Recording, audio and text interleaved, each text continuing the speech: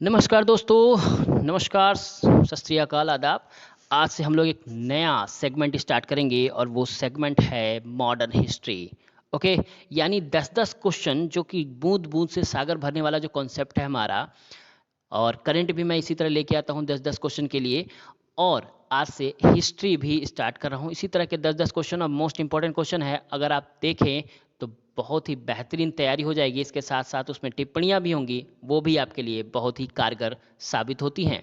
Okay, तो ये याद रखिएगा कि बहुत ही इंपॉर्टेंट क्वेश्चंस है, तो जल्दी से जल्दी वीडियो के साथ जुड़ जाइए। जो भी आप तैयारी कर रहे हो, जिसमें भी हिस्ट्री आता हो, वो सब लोग इसमें जुड़ जाइए, क्योंकि एसएससी, रेलवे, बैंक और जितने भी वनडे एग्जाम हैं उन सब के क्वेश्चंस यहाँ पे लिए जा रहे हैं। ओके, तो बेहतरीन सा क्वेश्चंस मॉडर्न हिस्ट्री का। तो याद रखिएगा, आज से स्टार्ट हो रहा है पहला वीडियो है ये हिस्ट्री के। और जो कि आप देखोगे कि बहुत ही बेहतरीन क्वेश्चंस हैं, साथ ही साथ इसमें एक्सप्लेनेशन भी है जो कि आपको और ज़्यादा तैयार कर देगा चीज़ों को देखने के लिए। तो सबसे बड़ी चीज़, आप पूरा वीडियो देखिएगा, उसके बाद तय करिएगा कि वीडियो किस तरीके का है।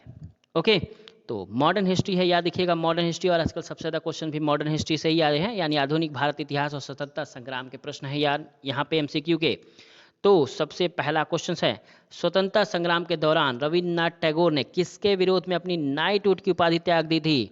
बहुत ही बेहतरीन क्वेश्चन, बहुत ही सिंपल सा क्वेश्चन कि किसके विरोध में अपनी नाइटहुड की उपाधि त्याग दी थी? बंगाल विभाजन, जलियांवाला बाग नरसंहार, भगत सिंह, राजगुरु और सुखदेव की फांसी पे, या इनमें से कोई नहीं? तो जल्दी से बताइए, अपने कॉपी पे, पेन पे, कहीं पे भी लिख लीजिए। कॉपी या किताब या पेपर, जहाँ पे भी मन करे वहाँ पे लिखिए, ताकि आप जो तुरंत उसके आंसर जैसे मैं नीचे बता रहा हूँ आप लगाइएगा कि क्या आपने सही लगाया है, गलत लगाया, और लास्ट में काउंट करके एक बार जरूर बताइएगा। ओके, तो स्वतंत्रता संग्राम के दौरान रविन्द्रनाथ टैगोर ने किसके विरोध में अपनी नाइटहुड की उपाधि त्याग दी थी? बंगाल विभाजन, जलियांवाला बाग नरसंहार, भगत सिंह, राजगुरु, सुखदेव, फांसी, या इनमें से कोई नहीं? तो याद रखिएगा जलियांवाला बाग नरसंहार। बहुत ही इंपॉर्टेंट क्वेश्चन, जलियांवाला बाग नरसंहार मैक्सिमम लोगों ने सही बताया होगा। तो जलियांवाला बाग नरसंहार के विरोध में रविन्द्रनाथ टैगोर ने अपनी नाइटहुड की उपाधि त्याग दी। इन्होंने इस संबंध में लॉर्ड चैम्सफोर्ड को पत्र लिखा था। किसको पत्र लिखा था? ये क्वेश्चन यहाँ से भी तैयार है। किसको पत्र लिखा था? लॉर्ड चैम्सफोर्ड को, कि भैया आप अपनी नाइटहुड की उपाधि ले जाओ। ओके, नेक्स्ट, रविन्द्रनाथ टैगोर की नाइटहुड की उपाधि किस वर्ष मिली थी? 1910 में, 15 में, 20 में, या 25 में? कब मिली थी? तो ये है 1915 में। कब मिली थी? 1915 में। यानी 1915 में यह पुरस्कार पाने वाले रविन्द्रनाथ टैगोर पहले भारतीय थे। उस समय लॉर्ड हार्डिंग भारत के वायसराय थे। उन्हें यह पुरस्कार साहित्य में उनके योगदान के लिए मिला था। उन्होंने 1919 के जलियांवाला बाग नरसंहार के विरोध में यह पुरस्कार लौटा दिया था। याद रखिएगा, लॉर्ड हार्डिंग भारत के वायसराय थे उस वक्त, जिन्होंने इनको पुरस्कार दिया था। 10 अप्रैल 1917 को आयोजित चंपारण सत्याग्रह में निम्नलिखित नेताओं में से कौन गांधी जी के साथ शामिल हुए थे? क्वेश्चंस बहुत बार आया हुआ है। तो 10 अप्रैल 1917 के आयोजित चंपारण सत्याग्रह में निम्नलिखित नेताओं में से कौन गांधी जी के साथ शामिल थे? बाल गंगाधर तिलक, सुभाष चंद्र बोस, राजेंद्र प्रसाद, या इनमें से कोई नहीं? तो कौन है? याद रखिएगा, राजेंद्र प्रसाद। कौन है? राजेंद्र प्रसाद 10 अप्रैल 1917 के प्रसिद्ध वकीलों के एक टीम के साथ चंपारण पहुंचे थे। याद रखिएगा, 10 अप्रैल 1917 को प्रसिद्ध वकीलों के एक टीम के साथ चंपारण पहुंचे थे। यानी इसमें ब्रजकिशोर प्रसाद थे, राजेंद्र प्रसाद थे, अनुग्रह नारायण सिंह थे, और आचार्य कृपलानी सहित अन्य कुछ और भी लोग थे। तो ये बड़े बड़े लोगों का नाम है, याद रखिएगा, इससे भी क्वेश्चंस बन सकते हैं। तो ब्रजकिशोर प्रसाद थे, राजेंद्र प्रसाद, अनुग्रह नारायण सिन्हा और Acharya Kripalani. Okay, next question है, निम्नलिखित में से किस स्थान पर 1906 में अखिल भारतीय मुस्लिम लीग की स्थापना की गई थी? याद देखिएगा, 10 क्वेश्चन देखने में टाइम नहीं लगेगा, बहुत ही आसान सा, लेकिन अगर आप देखते रहें रेगुलर तो एक समय में आपके पास बहुत सारे क्वेश्चंस जुड़ जाते हैं, बहुत सारे क्वेश्चंस आपके पास मिल जाएंगे। तो इसलिए इसको देखते रहिएगा। ओके, तो निम्नलिखित में से किस स्थान पर 1906 में अखिल भारतीय मुस्लिम लीग की स्थापना की गई थी? ढाका में, नेपिडा में, या इस्लामाबाद में, या मस्कट में?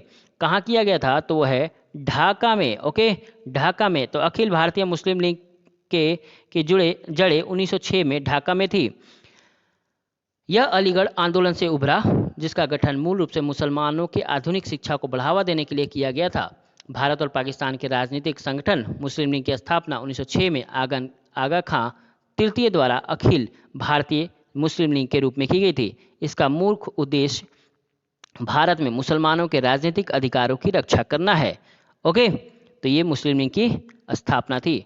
नेक्स्ट, निम्नलिखित में से किस अवसर पर पुर्तगालियों द्वारा बंबई को अंग्रेज को सौंप दिया गया? बहुत ही बेहतरीन क्वेश्चन है। पुर्तगालियों द्वारा बंबई को अंग्रेजों को सौंप दिया गया। पुर्तगालियों के स्पेन के नियंत्रण से मुक्ति, ब्रेगेंजा के पुर्तगाली राजकुमारी कैथरीन के साथ चार्ल्स द्वितीय का विवाह, 1558 में अंग्रेजों द्वारा स्पेनिश अमांडा का कुचलना, 1630 में मैड्रिड की संधि। ओके, तो अगर आपने सुना होगा कि बंबई दहेज में मिल गया, इसका मतलब क्या है?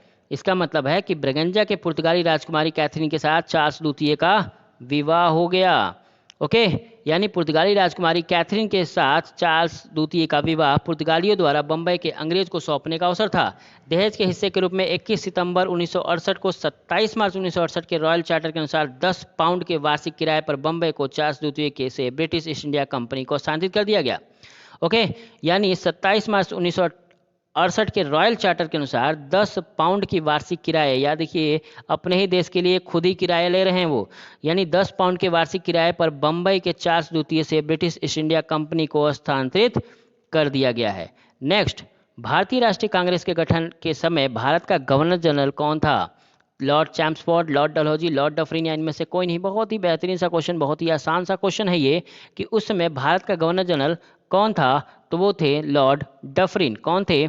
Lord Dufferin. यानी लॉर्ड डफरिन 1826 से 1902 तक रहे, यानी 1884 से 1888 तक भारत के गवर्नर जनरल और वायसराय थे, यानी 1884 से 1888 तक। वह दिसंबर 1884 में यानी 1884 में लॉर्ड रिपन के उत्तराधिकारी बने थे और उस अपने समय के सबसे सफल राजनयिकों में से एक के रूप में माने जाते हैं।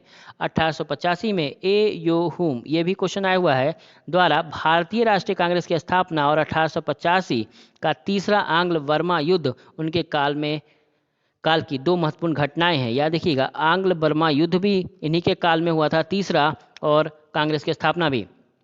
तीसरा आंग्ल बर्मा युद्ध के परिणाम स्वरूप ऊपरी बर्मा पर कब्जा हो गया। परिणाम स्वरूप उनके कार्यकाल में एक स्वतंत्र शक्ति के रूप में बर्मा का अंतिम विनाश हुआ। यानी ये भी यहाँ भी जीते, वहाँ भी जीते। Okay, next, Lord William Bentinck को भारतीय इतिहास में निम्नलिखित में से किसका श्रेय दिया जाता है? शिक्षा सुधार का, कानून का, सती प्रथा का उन्मूलन का, या स्थानीय सरकार का? तो लॉर्ड विलियम बेंटिक भारतीय इतिहास में किस लिए जाने जाते हैं? तो सती प्रथा के उन्मूलन के लिए, सबको पता है। ओके, यानी बंगाल के सती विनियमन या ब्रिटिश भारत के सभी न्यायालयों में सती प्रथा पर प्रतिबंध लगा दिया गया। राम मोहन राय के महान योगदान ने सती प्रथा को खत्म कर दिया। यह विनिमय 4 दिसंबर 1829 को लॉर्ड विलियम बेंटिक द्वारा पारित किया गया था। Okay, next question. तो महत्वपूर्ण क्वेश्चंस आपको जो दिए जा रहे हैं वो अगर पसंद आ रहा हो तो वीडियो को एक बार लाइक जरूर बटन दबा दीजिए। आपके मोटिवेशन की बहुत ही सख्त ज़रूरत है। ओके, तो चलिए हम लोग देखते हैं नेक्स्ट। 6 जुलाई 1905 को बंगाल के विभाजन की घोषणा करने वाले पहले समाचार पत्र का क्या नाम था?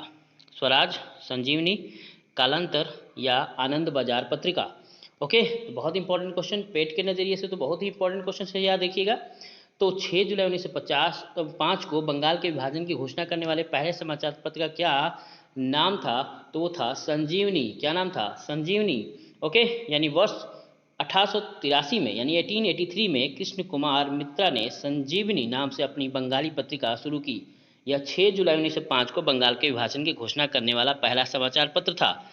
इसमें असम में चाय बगानों से जुड़े श्रमिकों की स्थिति का भी चित्रण किया गया है। ओके, तो देख रहे हैं आप, बहुत ही बेहतरीन तरीके से इसको एक्सप्लेनेशन भी दिया जा रहा है। अगर उसको आप ध्यान से देखें तो उसमें भी एक दो क्वेश्चंस आपके लिए मौजूद हैं। ओके, तो बढ़िया से तो लग जाइए। और आज से हम ये भी स्टार्ट कर रहे हैं, यानी हिस्ट्री भी इम्पोर्टेंट क्वेश्चंस है, एक बार ज़रूर देखिएगा इसको, ताकि आप बहुत ही बेहतर स्कोर कर पाए। तो 1857 के विद्रोह के संदर्भ में मंगल पांडे किस बंगाल नेटिव इन्फेंट्री के थे?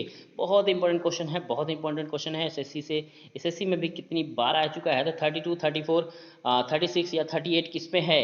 ओके, तो जाहिर सी बात है 34 रेजिमेंट में। तो 1857 के विद्रोह के पहले शहीद मंगल पांडे 34वीं बंगाल नेटिव इन्फेंट्री यूनिट के एक भारतीय सिपाही थे। याद रखिएगा, 34वीं बंगाल नेटिव इन्फेंट्री यूनिट के भारतीय सिपाही थे उन्होंने चर्बी वाले कारतूसों का इस्तेमाल करने से इनकार कर दिया था और अकेले ही बैरकपुर के परेड के दौरान ब्रिटिश अधिकारियों पर हमला कर दिया और उसकी हत्या कर दी।